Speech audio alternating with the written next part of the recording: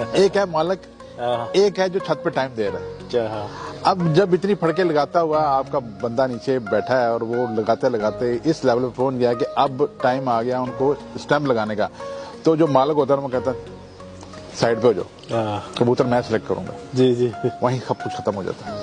یہ تو ہے جی، یہ تو سب سے مین پوائنٹ ہے۔ جی جی، رائٹ اسی کا ہے جس نے پھڑکیں لگائی ہیں، جس نے ڈنڈا مارا ہے، جس کو اپنی کبوتر کی اڑان کا پتہ ہے اور اتار کا پتہ ہے، جی جی، کہ اس کا کبوتر کون سے زون میں اڑتا ہے اور کہاں سے اتار کرتا ہے، اسی کا رائٹ ہے کہ وہ سلیکٹ کرے کبوتر کو۔ ایک تو یہ سلیکشن میں جو بندہ نیچے آپ کا بیٹھا ہوا ہے، جس کو آپ نے بٹھایا ہوا ہے، جس نے 2 مہینے پھڑکیں لگائی ہوئی ہیں، اس کا رائٹ ہے۔ جی جی، اب دوسری جو چیز آئی تھی، جو موسٹ امپورٹنٹ چیز ہے، وہ کیا ہے؟ آپ جو کھیل رہے ہیں، ٹورنامنٹ کھیل رہے ہیں یا بازیاں لگا رہے ہیں، وہ آپ کی ایوریج بیس ہے یا لاسٹ پہ ہے؟ جی، اگر ایوریج پہ ہے تو پھر آپ کو کبوتر بھی اسی حساب سے ڈال لیں، ایوریج کے حساب سے ڈال لیں جو آپ کی ایوریج کو بنائیں۔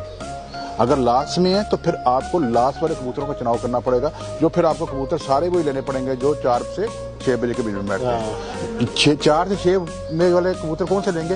جب آپ نے آخری کے اوپر فوکس کرنا ہے۔ مگر اگر آپ نے ایوریج پہ فوکس کرنا ہے تو پھر آپ کو کبوتر لینا پڑے گا جو 1:30 بجے سے 2 بجے کے بیچ سے لے کر آپ کا 4 بجے 5 بجے تک بیٹھتا ہو۔ اب اس میں بھی دو چیزیں کیا کہ آپ نے سلیکٹ تو کر لیا، اب آپ کو نظر آ رہا ہے کہ آپ نے کبوتر ڈالنے سے 8، ٹھیک ہے، اور سلیکشن میں آ رہے ہیں آپ کے پاس 16۔ اب پھر آپ تھوڑا ڈاؤٹ میں آگے گیا، اب میں نے اس کو کیا کرنا ہے، یعنی اب میں کیسے سلیکٹ کروں؟ پھر آپ کا جو بندہ بیٹھا ہوا نا وہ آپ کو بتائے گا استاد جی یہ وہ کبوتر ہے جو پچھلی 10 پھڑکوں سے 15 پھڑکوں سے جب آتا ہے تو 20 منٹ میں سیٹ ہو جاتا ہے۔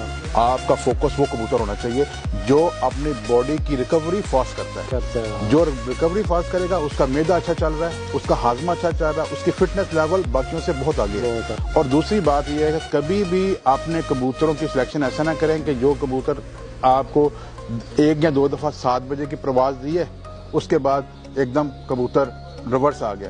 ریورس والا کبوتر کبھی بھی اسٹیمپ نہیں لگوانے دیا، یعنی ایک دن 7 بجے دوسرے دن 9 بجے، ایسے کبوتر کو کبھی آپ نے اپنی سلیکشن میں لے کے ہی نہیں آنا۔